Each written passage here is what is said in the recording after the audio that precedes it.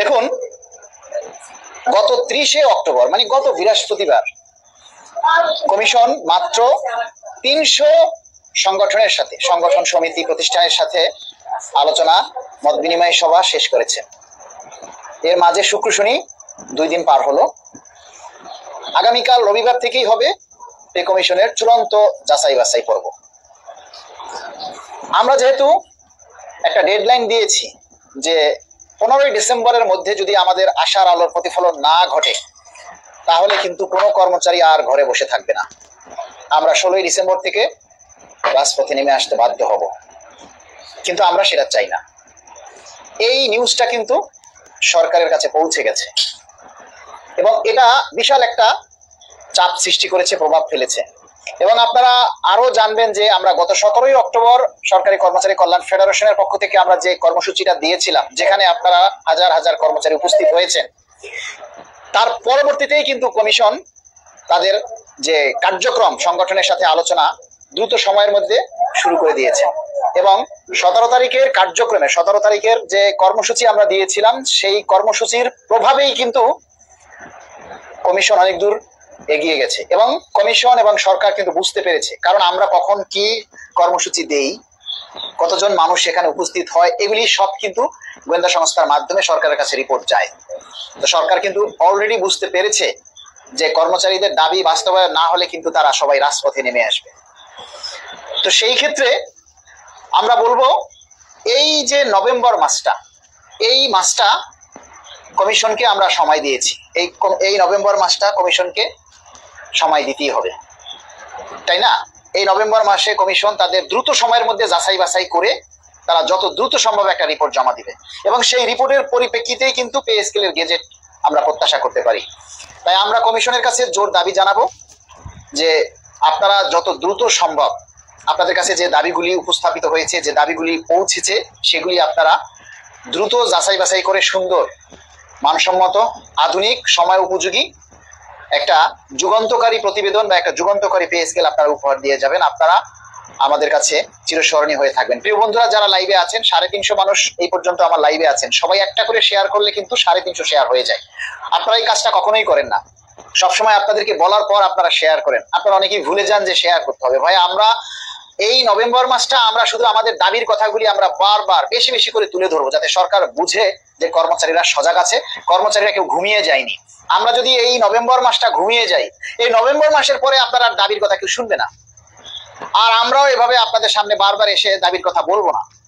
তাই এই একটা মাসকে আপনারা কষ্ট করে আমরা যে দাবিগুলো তুলে ধরি সেগুলি আপনারা চেষ্টা করবেন আপনারা প্রচার করার জন্য, বেশি বেশি করে প্রচার করার জন্য। আপনারা যত বেশি আমাদের দাবির কথাগুলি প্রচার করবেন তত বেশি সরকারের উপরে এটা প্রভাব পড়বে এবং সরকার, কমিশন বুঝবে যে কর্মচারীরা অ্যাক্টিভ আছে। আমরা যদি এখন ঠান্ডা হয়ে যাই, আমাদের দাবি দেওয়াগুলি যদি ঠান্ডা হয়ে যায়, কোনো সারা শব্দ না থাকে, তাহলে দেখবেন যে কমিশনের কাজও কিন্তু পিছিয়ে যাবে, স্লো হয়ে যাবে। সুতরাং আপনাদেরকে সজাগ থাকতে হবে, আপনাদেরকে সচেষ্ট হতে হবে, দাবি দেওয়ার কথাগুলি আরো বেশি আকারে প্রচারণা করতে হবে। আপনারা দেখেছেন যে গতকাল থেকে একটা নিউজ বিভিন্ন পেজ আইডি থেকে প্রচার করছে যে পে স্কেলের ধাপ সমূহ একেবারে যেভাবে মানে সরকারি সিল সাপ্পর মনোগ্রাম দিয়ে যে তারা প্রচার করতেছে, সর্বনিম্ন 24,000 আর সর্বোচ্চ হচ্ছে 1,44,000 টাকা, 16টা গ্রেড, একবারে প্রবৃদ্ধি সব কিছু দিয়ে। এবং দেখলাম আপনারা সেই ভুয়া নিউজে কিছু কিছু পেজে এত বেশি লাইক কমেন্ট শেয়ার করছেন। আপনারা কি বোঝেন না যে ভাই কোনটা ভুয়া কোনটা গুজব? এগুলি কি বোঝার ক্ষমতা আপনাদের নেই? আপনারা ওই সমস্ত নিউজগুলি, আমরা এই যে বাস্তব কথা তুলে ধরি, এগুলি আপনারা প্রচার করতে আপনাদের মানে হাতে ঘা লাগে, কিন্তু ওই ভুয়া নিউজগুলি আপনারা এত বেশি লাইক কমেন্ট শেয়ার করেন, ওগুলি এত বেশি প্রচার করেন যেগুলির কোনো ভিত্তি নেই, যেগুলি গুজব। একটা পে স্কেলের ধাপ যেভাবে আপনারা প্রচার করছেন সেটা কখন বের হয় জানেন? ওই ধাপটা বের হয় যখন গেজেট বের হয় তারপরে।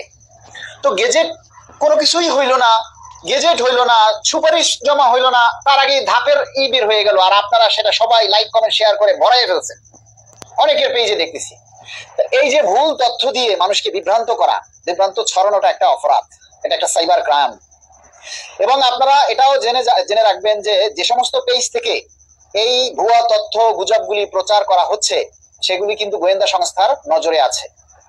আমরা গোয়েন্দা সংস্থার সাথে কথা বলেছি, তারা বলছেন এগুলি আমাদের নজরে আছে। যে কোনো সময় যে কোনো পেজ বা যে কোনো আইডি কট খেয়ে যাবে। এই যে সরকারকে বিভ্রান্ত করা হচ্ছে, কমিশনকে বিভ্রান্ত করা হচ্ছে এই সমস্ত ভুয়া গুজব দিয়ে, যেগুলি আপনারা দেখেছেন অনেকবার আমি এইগুলি প্রমাণ করেছি। আপনারা জানেন যে কিছুদিন আগে বিভিন্ন চ্যানেলে বের হয়েছে কি যে কমিশন থেকে চূড়ান্ত রিপোর্ট জমা হয়ে গেছে। আমি সেগুলির বিরুদ্ধে বলেছি যে না, এগুলি গুজব, ভুয়া। কমিশন এখনো তথ্য সংগ্রহ করছে। কমিশন থেকে ঠিকই তথ্য অধিদপ্তর থেকে একটা স্পষ্টীকরণ চিঠি জারি হয়েছে। তারপরে আবার হঠাৎ করে ফেসবুকে ঝড় উঠলো, নভেম্বরের মধ্যে ক্যাবিনেটের সভা শেষ, উপদেষ্টাদের ক্যাবিনেট মিটিং শেষ, ক্যাবিনেট মিটিং আর হবে না। আমি সেটার প্রতিবাদ করেছি যে একটা সরকার যতদিন থাকবে তারা যে কোনো সময় যে কোনো মুহূর্তে ক্যাবিনেট সভা ডাকতে পারে, ঠিক আছে? ঠিক তার কিছুক্ষণ পরেই মাননীয় প্রধান উপদেষ্টা মহোদয়ের যে ভেরিফাইড পেজ রয়েছে সেখান থেকে স্পষ্টীকরণ দিয়েছে যে এগুলি ভুয়া গুজব, এবং একটা সরকার যখন আরেকটা সরকারের কাছে দায়িত্ব ভার হস্তান্তর করার আগ পর্যন্ত ওই সরকার সর্বময় ক্ষমতার অধিকারী। তারা যে কোনো সময় ক্যাবিনেট সভা ডাকতে পারে, যে কোনো সময় যে কোনো কিছু করতে পারে। নির্বাচন হয়ে যখন আরেকটা সরকারের কাছে দায়িত্ব হস্তান্তর করবে, শপথ গ্রহণ করার আগ পর্যন্ত এই সরকারই বলবৎ থাকবে এবং তারা সর্বময় ক্ষমতার অধিকারী। যে কোনো সময় তারা ক্যাবিনেট মিটিং ডাকতে পারে, তাই না? তো এই যে একটা বিবেচনা, সাধারণ বুদ্ধি, এতটুকু আপনাদের মধ্যে থাকে না। অবাক হয়ে যায় আপনারা সরকারি চাকরি করেন, অথচ এই জিনিসগুলি আপনারা বোঝেন না, ঠিক আছে? রবিউল আউয়াল আমাদের বিবেক হারিয়ে গেছে। পাথরঘাটা থেকে দেখছি আপনাকে মোহাম্মদ আলী হোসেন লিখেছেন। মোহাম্মদ আসাদুজ্জামান সবার প্রাণের দাবি পে স্কেল 1:4 চাই। আসাদুল ইসলাম রশিদ 1:4 35,000 টাকা চাই। আপনারা বেশি বেশি করে দাবির গুলি প্রচার করবেন।